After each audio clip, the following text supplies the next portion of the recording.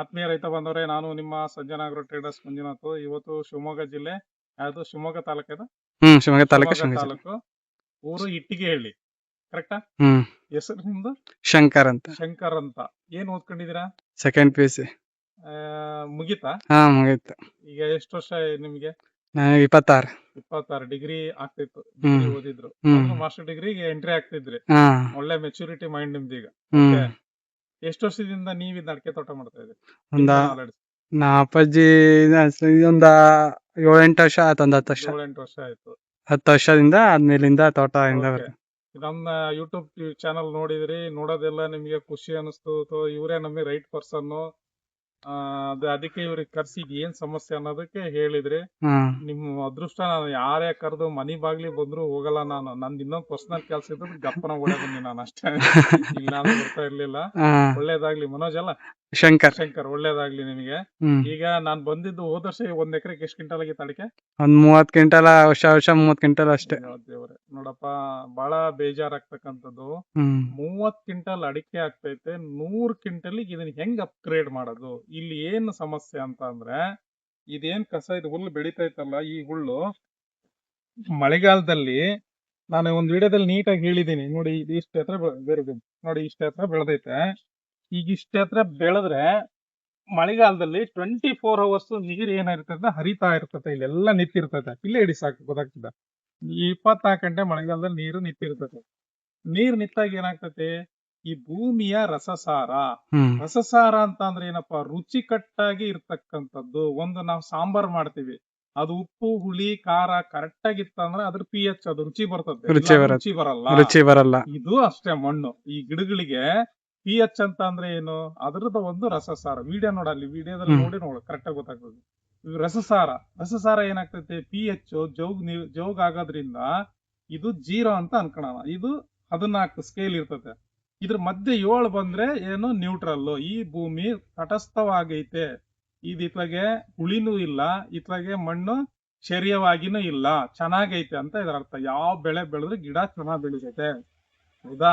Next, ಈಗ ಇದು ನೀರ್ ನಿಲ್ತತಲ್ಲ, ಇದು 7 ಐತಲ್ಲ, 7ರಿಂದ ಕೆಳಗಡೆ ಹಿಂಗ್ ಬಂದ್ಬಿಡ್ತದೆ. ಹಿಂಗ್ ಇಲ್ಲಿ 14 ಇದ್ರೆ ಕೆಳಗಡೆ 7ರಿಂದ ಹಿಂಗ್ ಕೆಳಗಡೆ ಬರ್ತಾ ಹೋಗ್ತತಲ್ಲ ಇದೀಗ, ಹ್ಮ್ ಆವಾಗ ಅಸಿಡ್ ಆಗ್ತದೆ. ಇದು ಅಸಿಡ್ ಆದಾಗ ಏನಾಗ್ತದೆ?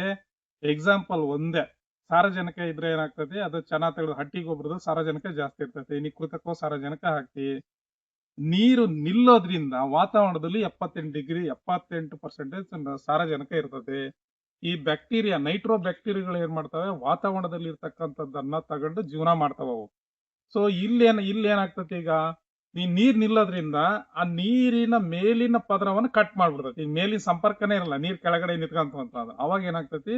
ಆ ಬ್ಯಾಕ್ಟೀರಿಯಾಗಳು ಜೀವ ಉಳಿಸ್ಕೊಂಬಕ್ಕಲ್ಲ. ಅವಾಗ ಏನ್ ಮಾಡ್ತೈತಿ? ಮಣ್ಣಿನಲ್ಲಿ ಇದ್ದುದೇ ತಗೊಳಕತ್ತಿದ್ರು.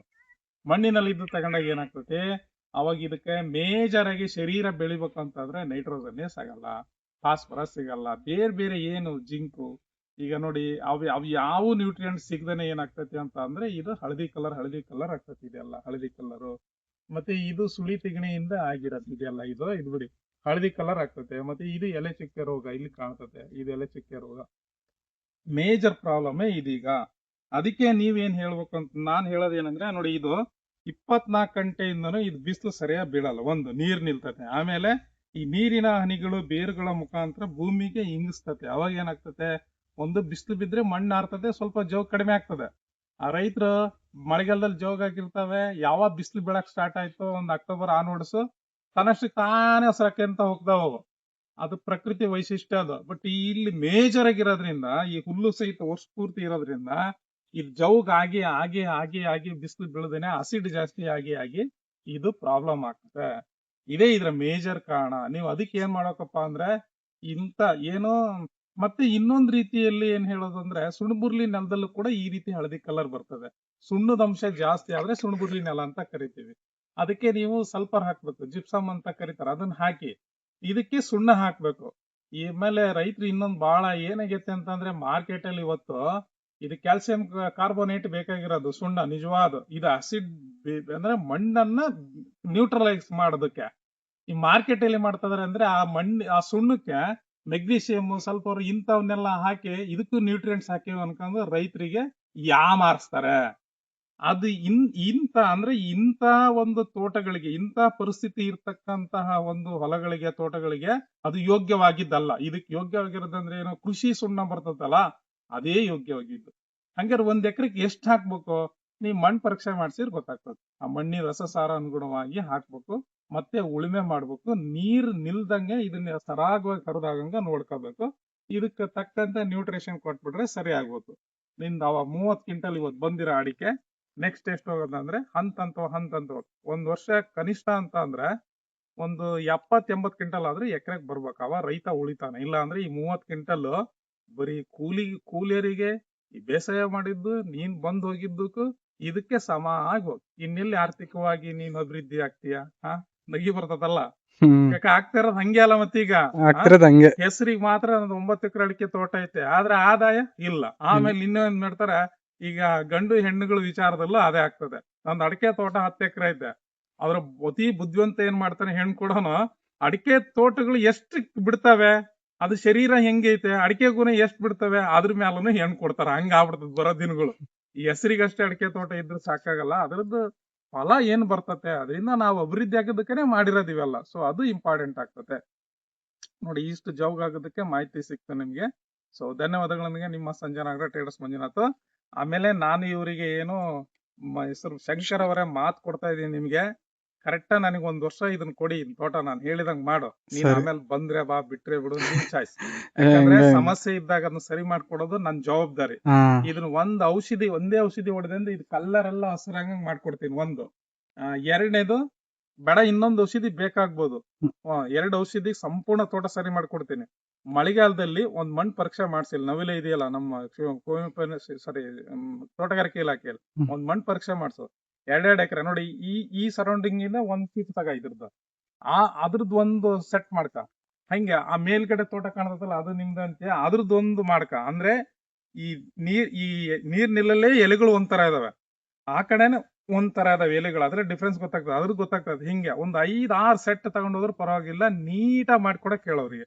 ಮಣ್ಣು ಪರೀಕ್ಷೆಗಳು ಬಹಳ ತಪ್ಪ ಮಾಡ್ತಾರೆ, ನಿಮ್ಗೆ ರೈತರಿಗೆ ಗೊತ್ತಾಗಲ್ಲ. ಅಲ್ಲಿ ಧಾರವಾಡದಲ್ಲಿ ಇರ್ತಕ್ಕಂತ ಒಂದು ಪ್ರತಿಷ್ಠಿತ ಸಂಸ್ಥೆ, ಅದು ನಾನ್ ಹೇಳೋದು, ಅಲ್ಲಿ ಸ್ಕೇಲೆ ತಪ್ಪು ಕೊಟ್ಬಿಟ್ಟಾರ. ಮೊನ್ನೆಗೆ 1 ಹೆಕ್ಟೇರಿಗೆ 280ರಿಂದ 560 ಇರ್ಬೇಕು. ಬಾಕಿ ಇವು ನೈಟ್ರೋಜನ್ ಇದು ಏನೋ ಸಾರಜನಕ ತಪ್ಪು ಕೊಟ್ಟಿದ್ದಾರೆ. ಅಂದ್ರೆ ರಂಜಕ, ಪೊಟ್ಯಾಶ್ ಅವೆಲ್ಲ ಸರಿ ಇದಾವೆ. ಅದೆಷ್ಟು ಕೊಟ್ಟಿದ್ದಾರೆ, 140ರಿಂದ 280 ಕೊಟ್ಟಿದ್ದಾರೆ. ಸ್ಕೇಲೆ ಅಳತೆ ತಪ್ಪು ಕೊಟ್ಬಿಟ್ರೆ ರೈತರಿಗೆ ಏನ್ ಗೊತ್ತಾಗ್ತದೆ? ಏನು ಗೊತ್ತಾಗಲ್ಲ. ಮಣ್ಣು ಪರೀಕ್ಷೆಯಲ್ಲಿ ಇರ್ತಕ್ಕಂತಹ ತಪ್ಪುಗಳು ಬಹಳ ತಪ್ಪಾಗ್ತವೆ, ರೈತರಿಗೆ ಏನು ಗೊತ್ತಾಗಲ್ಲ. ಮಣ್ಣು ಪರೀಕ್ಷೆ ಮಾಡ್ಬೇಕು ಅಂತ ಕೆಲವು ಕಡೆ ತಗೊಂಡೋಗ್ತಾರೆ, ಒಂದ್ pH ಮಾಡ್ತಾರೆ, ಒಂದ್ ಇಂಗಾಲ ಮಾಡ್ತಾರೆ, ಒಂದ್ EC ಮಾಡ್ತಾರೆ, ಇನ್ನೊಂದು ಸಾರಜನಕ ಮಾಡ್ತಾರೆ, ರಂಜಕ ಮಾಡ್ತಾರೆ, ಪೊಟ್ಯಾಶ್ ಮಾಡ್ತಾರೆ. ಮತ್ತೆ ರೈತನಿಗೆ ಬೇಕಾಗಿರೋ ಜಿಂಕು, ಬೋರಾನು, ಐರನ್, ಮ್ಯಾಂಗನೀಸ್, ಇವು ಮತ್ತೆ ಯಾರಪ್ಪ ಮಾಡ್ಬೇಕು? ಅವು ಇಂಪಾರ್ಟೆಂಟ್. ಹಿಂಗೆ ಮಣ್ಣು ಪರೀಕ್ಷೆಯಲ್ಲೂ ಒಂದ್ ಮಾಡ್ತಾರೆ, ಒಂದ್ ಮಾಡಲ್ಲ. ನೀವು ರೈತ ಬಾಂಧವರು ಅದ್ರ ಬಗ್ಗೆ ಎಲ್ಲ ಮೈಕ್ರೋ ಮ್ಯಾಕ್ರೋ ನ್ಯೂಟ್ರಿಯೆಂಟ್ ನೀಟಾಗಿ ಮಾಡಲ್ ಮಾತ್ರ ಕೊಡಿ. ಇಲ್ಲ ಅಂದ್ರೆ ಸುಮ್ನೆ ಕೊಟ್ರೆ ಉಪಯೋಗ ಇಲ್ಲ. ನಾನು ಇನ್ನೂ ಒಂದ್ಸರಿ ಹೇಳ್ತೀನಿ, ಸ್ಯಾಟಲೈಟ್ ಅಲ್ಲಿ ಏನು ಉಪಗ್ರಹ ಆಧಾರಿತ ಏನು ಮಾಡ್ತಾರಲ್ಲ, ಏನ್ ಮಣ್ಣು ಪರೀಕ್ಷೆ, ಅವು ಮಾತ್ರ ಮಾಡಿಸ್ಲೇಬೇಡಿ. ಅಷ್ಟು ಅಕ್ಯುರಸಿ ಬರೋದೇ ಇಲ್ಲ ಅದು ಯಾವುದೇ ಕಾರಣಕ್ಕೂ. ಒಂಥರ ಹೆಂಗೆ ಅಂದ್ರೆ, ಈ ಭೂಮಿಯಾಗ ಬೋರ್ವೆಲ್ ನೀರು ಐತೆ ಅಲ್ಲ ಅಂತ ಸುಮ್ನೆ ಕಾಯಿ ತಗೊಂಡು ಅದು ಇದು ಹಿಡಿದು ಮಾಡೋದು. ನಾನು ಅವ್ರು ಧಾರ್ಮಿಕ ಧಕ್ಕೆ ತರ ಮಾತಾಡ್ತಾ ಇಲ್ಲ, ವೈಜ್ಞಾನಿಕ ಅಲ್ಲ ಅಂತ ನಾನು ಹೇಳೋದವೆಲ್ಲ. ವೈಜ್ಞಾನಿಕ ಅಂತ ಅಂದ್ರೆ ಏನು, ಕಣ್ಣು ನೋಡ್ಬೇಕು, ಕಿವಿ ಕೇಳ್ಬೇಕು, ಪ್ರತ್ಯಕ್ಷವಾಗಿರ್ಬೇಕು, ಪ್ರಮಾಣಿಸಿ ನೋಡ್ಬೇಕು, ಅದು ವೈಜ್ಞಾನಿಕ. ಅದು ಸುಮ್ಮನೆ ಏನೋ ಒಂದು ಹೇಳೋದು ಅದು ಬರಲ್ಲ. ಸೊ ಇದು ಸರಿ ಮಾಡಿಕೊಡುವ. ಈಗ ನಾನು ನಿಮಗೆ ಈ ವಿಡಿಯೋದಲ್ಲಿ ಹೇಳಿದ್ನಲ್ಲ, ಈಗ ನೋಡ್ತಿದ್ದಂಗ್ಲೇನೆ ಈಗ ನಿಮಗೆ ಸತ್ಯ ಅಂತ ಅನಿಸ್ತಾ ಇದೆ? ಅನ್ಸುತ್ತೆ. 100% ಇದು ಕರೆಕ್ಟ್. ನಾನು ಹೇಳಿದ್ದು ಹಿಂಗೆ ಇರ್ತದೆ. ಸೊ ಇದನ್ನ ಸರಿ ಮಾಡ್ಕೊಡೋಣ. ಓಕೆ, ಧನ್ಯವಾದಗಳಿಂದ ನಿಮ್ಮ ಸಂಜನಾ ಟ್ರೇಡರ್ಸ್ ಮಂಜುನಾಥ್.